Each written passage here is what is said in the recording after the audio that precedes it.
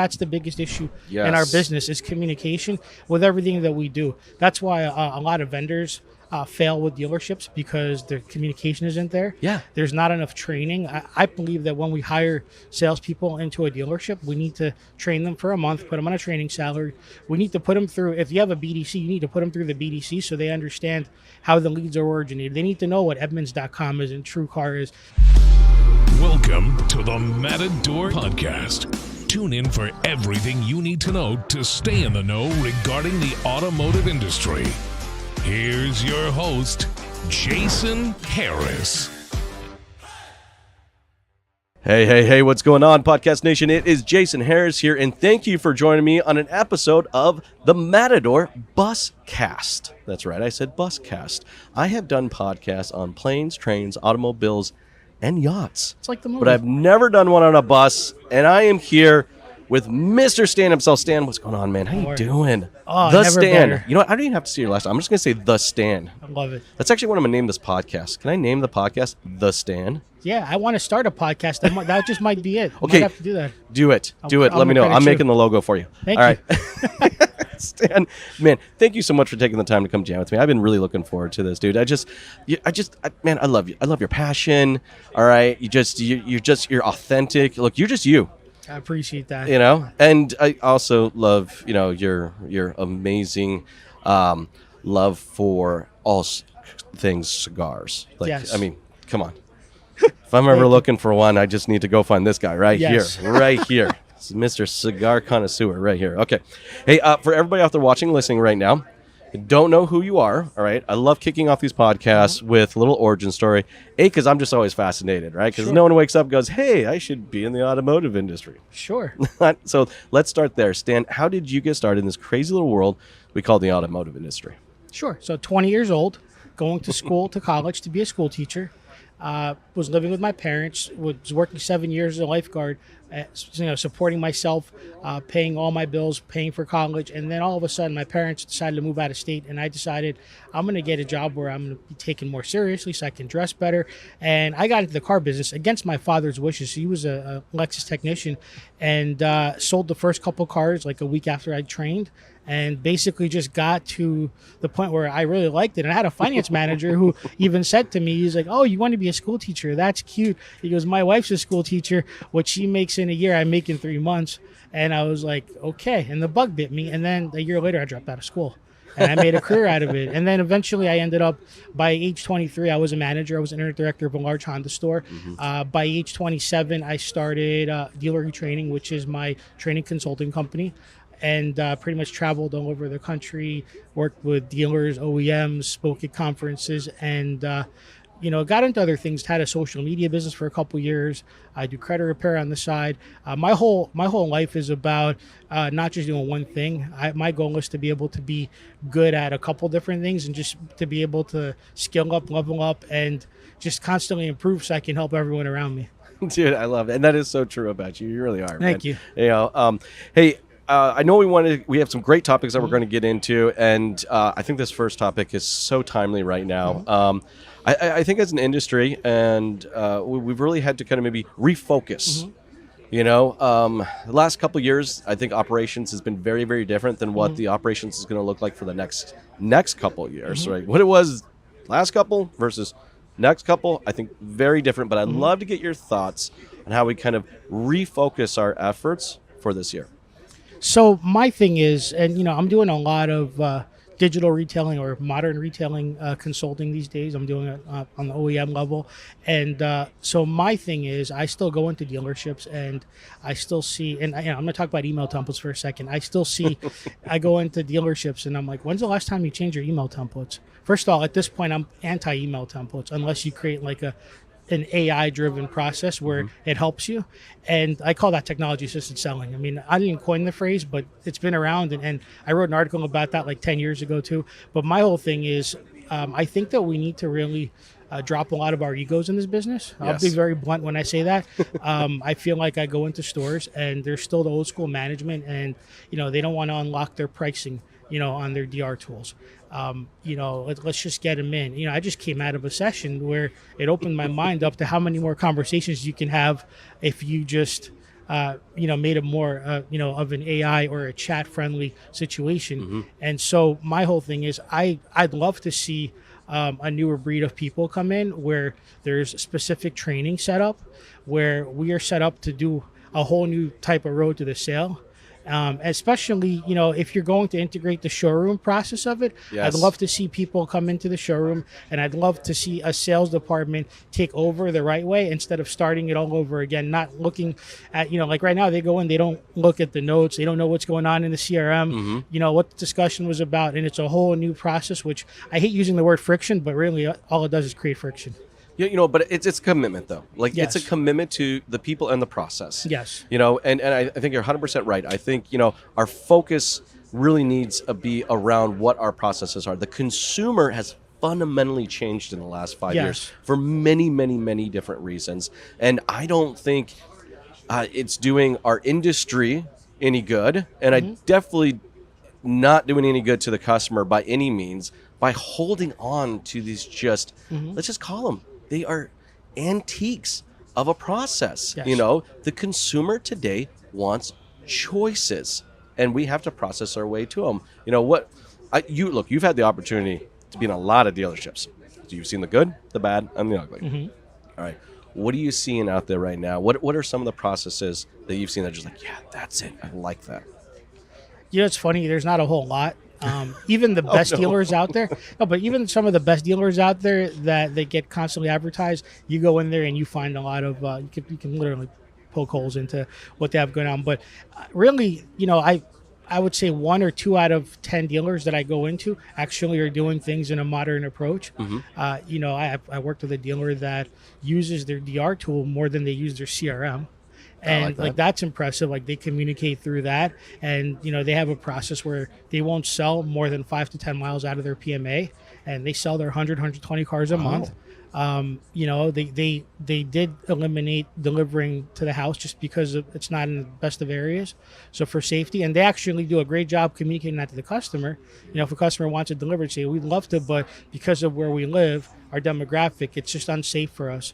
And they understand it. It's all about communication, and I think that's the biggest issue in our business is communication with everything that we do. That's why a lot of vendors fail with dealerships because their communication isn't there. Yeah. There's not enough training. I believe that when we hire salespeople into a dealership, we need to train them for a month, put them on a training salary. We need to put them through, if you have a BDC, you need to put them through the BDC so they understand how the leads are originated. They need to know what Edmunds.com is and TrueCar is so that they understand how the customer and they're going to get the most amount of at-bat opportunities to really hone in their communication skills. Yes. But you're absolutely right. I think one of the biggest things, if you're out there watching and listening right now, all right, one of the most important, you can tell I'm like on my 9th podcast today. The most important thing that I think you can focus on right now is the communication. Now let's talk about communication because that goes into a lot of different places. It's your people, it's your process, and your technology. And I know that's where I want to go with you right now because, we're at NADA. Wow, dude, sensory overload, right? I mean, come on. Have you ever seen so many Megatrons or just the biggest TV screens you can possibly ever see in one place? It gets bigger every year. Is it crazy? I know. Does it? It feels that way, right? It It feels gets like the bigger every TV year. screens just keep getting bigger and bigger and bigger, right? Yeah. I think I saw one in there was 20 feet long and it was hanging over anyways, sensory overload. Yes. But what I'm really seeing as a theme in there is at the core of kind of a lot of technologies out there is better communication. But I'd love to kind of hear your thoughts and how we're doing with communication technologies. There's a lot of them, and they're great. I mean, there's really a lot of great technologies. There's some great CRMs. There's some great, AI tools. There's a lot of great texting platforms, lead engagement. The problem is, and this is an issue that I found in dealerships, especially the ones that mismanage their vendors. A year ago, I went in to build a 6-store BDC. We had a texting platform, we had a CRM, we had salespeople, we had an in-house BDC and an outsourced BDC, all calling the customers. I come in on the first Saturday, 29 appointments, 2 show up, and 10 people canceled because they got tired of getting too many phone calls. And so I call that too many hands in the cookie jar syndrome. Well, no, that's a good one. If we think those 3 pillars, people, process, and technology, they had the people. Yes. All right, they had the technology. they were definitely missing one of the most important parts. Yes. So I mean that's really my issue with that is, and there's a lot of dealers that will literally hire a bunch of vendors to do different things, and then you wonder why your engagement is horrible. Then you wonder why your people are canceling appointments. I think that it needs to be simplified, and really, and no offense, dealers out there, but you guys got to drop the egos. I'm going to be very blunt. We have to really, take a step back. We need to, number one, go back to the original basics, but we need to incorporate the use of what the technology does to help us. We cannot just pay for the technology, not use it right or ignore it, and then just say, oh, let's just get them in, or I'm going to lock the price because I'm afraid that the customer is going to shop me somewhere else. They're going to shop no matter what. Exactly. Exactly. They're going to shop. At the same time, I am still growth oriented. I'm still a car guy. There's a little bit of old school in me, but I'm just blessed that I've had that open mindedness to just continue to learn how to use technology. Well, let's talk about usage of technology. And I love finding rabbit holes, and we'll go down this rabbit hole for a little bit, okay?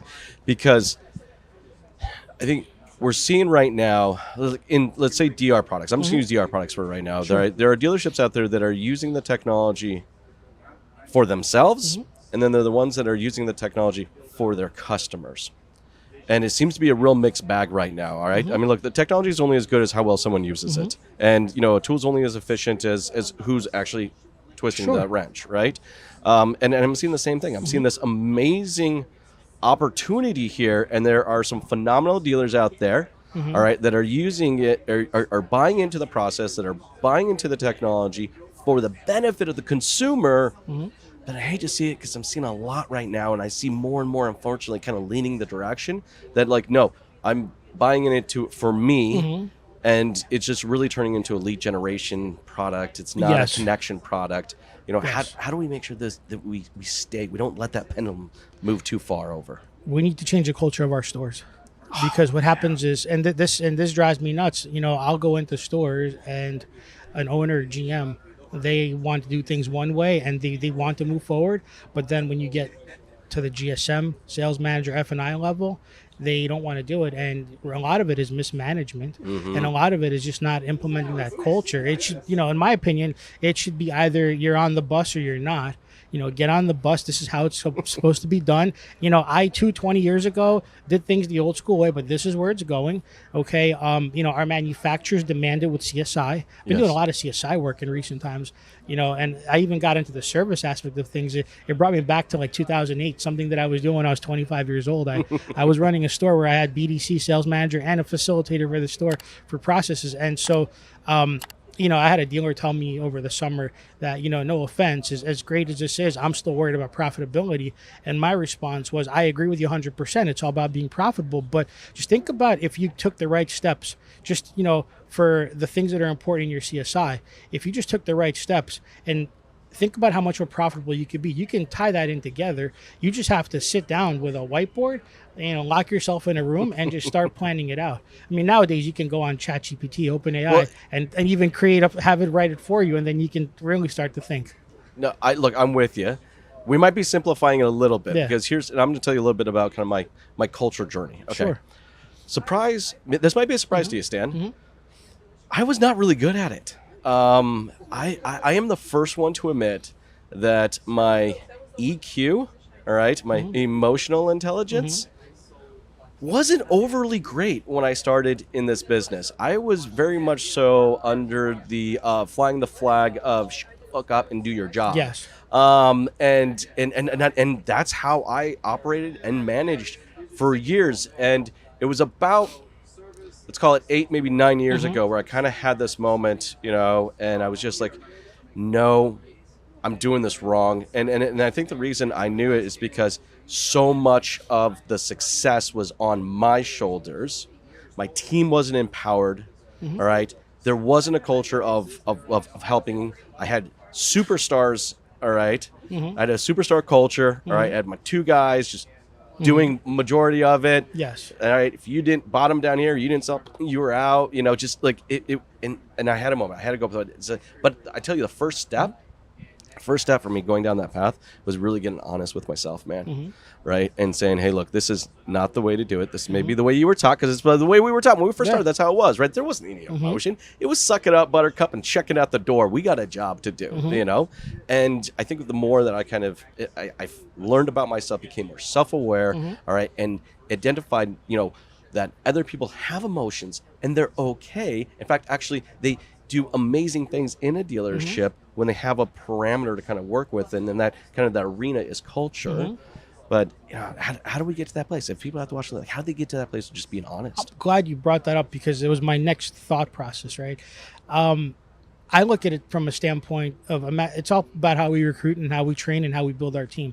What we don't do in the industry is we don't think like a corporation. Like, you go get a job with a major corporation, the onboarding process takes 2 weeks. You know, they have to verify everything. Then they put you through a virtual training program, you know, and then you're going through video after video for compliance, for this, for that. And, you know, it might feel like it's a month. Like, okay, so maybe you pay someone $500 a week, but now you're investing time and money. You know, you spend that first month and a half putting them through those sets of video trainings, having a manager that's properly trained, or maybe if you have a corporate trainer, putting them through the ringer, so to speak. And then from there, make sure that they get all their, if it's a new car store, make sure they get all their product knowledge done. Now, I'm not saying pay somebody $50 to go take a test for you like that. That's happened. Like, do what I did. When I started selling Hondas, I literally locked myself in a room and I would take a test. And if I failed it, I would literally check which answer I got wrong, and then I would do it again. And so what would happen was I would fail a test 3 times, but on the 4th one, I'd get a 90. What would happen 6 months later down the road is when I'm with a customer selling that car, I actually knew what to say about the car, and I got my product knowledge down because I failed it on the test. And a question would come up, and I knew exactly how to answer it, you know. And that was, you know, circa 2003, 2004, me selling cars. And the problem is a lot of us, you know, and I always say this in a lot of dealerships, everybody wants to get paid, nobody wants to do the job. Yep. And that's always been the thing. So if we were to create, and I've been thinking about this for a good 6 months now, if every dealership was to create their own virtual training platform, you could bring in myself or other trainers. You have another trainer here, right? You could bring in a bunch of trainers and then plus incorporate your own managers to create the video on demand training app or program for your store.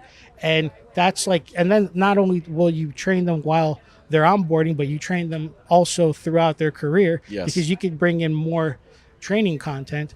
Think about what that would do inside a dealership. Then you have accountability with that. And then imagine going, hey, you didn't log into your training for 30 minutes today.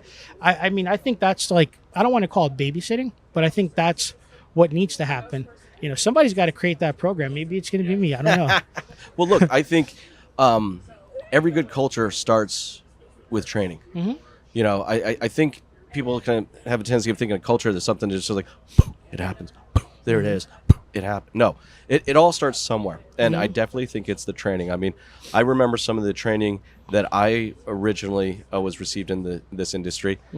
Definitely not culture-based. I still remember the video, the VHS. All right, slip the tape in. All right, I remember the guy on the screen telling me that, hey, you know, when you need to present the engine compartment of the vehicle, you make your customer hold the hood open so that you are always maintaining control of the customer. Like, come on, man, that's not a culture, right? That's all. It's all about control. And yes, it's like our industry. We've evolved. We need to evolve, right? That's correct. And a lot of it's, you know, how we say things. Yes. You know, I was in a session yesterday, on a service session, and you can relate this to sales or any department. It was Jennifer Suzuki's session. Shout out to Jennifer Suzuki, right? You were in my session too. And so, you know, one of the things that she was saying was, you know, you do a follow-up on a service customer. Hey, I noticed when you picked up your car, you had your kids with you. Did you get them to school safe? You know, something as simple as that. Like, you know, we don't think about that. You know, we just want the sale. We just want to make the money, but we don't think about, like, what would happen if you just asked that question or showed a little care, you know? That's right. And it made me think a lot, because that's been a lot of what I've been doing in my processes. I've been, you know, conditioning myself to help train on how do we say things differently. You know, a lot of the stuff that we do is repackaged, but language is such a big thing right now. 100%, man. Like, really well said. I was just talking to somebody this morning, and they're like, you know, I'm tired of using the word AI. They were from a major university, right? And we need to use it a little different so the language makes more sense to the dealer. Yes. And that's a lot of it, and I'm blessed that when I go into a dealership, I know that I can put on my politically correct side, and then I also understand how to speak their language because I spent all these years working in dealerships, and I understand sometimes the different egos, and I also understand the successes of what it took for these people to get to where they're at. So it's nice to be able to incorporate both and take what I know and be able to just be a little more professional about it. Dude, I love just your commitment to wanting to evolve. It's Thank obvious. you. It's like, no, man, look, we started in the car business. Mm-hmm. We're old school, but no, we made a commitment to evolve, continue to grow. That's a mindset. I Yes. love it. I know we're getting towards the tail end of our time. Sure. All right. This has been so much fun. And I know we could appreciate easily it. probably do a jam for a Oh, lot longer we than we will. have today. And we will. Yes. We will for sure, Stan, man. For everybody out there watching and listening right now, and would like to connect with you. Sure. Or follow along with your journey, what's the Sure. best way to connect with you? So I'm on LinkedIn, Stan Sher. My last name is Sher. I'm on Instagram at Stan Sher or at Dealer eTraining. If you look me up on Amazon, I wrote a book. It's not automotive. I released it a little over a year ago. It's called Social Shares, the Skills That Pay the Bills. It's really more about taking every life experience and everything you learn in life and how to make something out of it. I talk about how I failed in life and how I came back a few times. I'm also in the middle of writing my next book, which I think I'm going to cater that strictly automotive. So I'm looking to partner up with vendors that want to help me supply some content that we can maybe share with the industry. I think that's over the next year. That's what I'm going to release. But I'm all over social media. I said LinkedIn, Instagram, Facebook. My website is dealeretraining.com. So it's dealer, the letter E, and the training.com. So you could find me there. Awesome. My other websites are being rebuilt right now. I'm all over the place. Stan, I love it, man. Thank you so much for taking the time to jam with me today. Appreciate this has been it. a lot Thank of fun. you. Yes, it was. Thanks for tuning in to the Matador Podcast with your host, Jason Harris. Be sure to check out the full podcast library at matador.ai to stay in the know. Remember to like, comment, and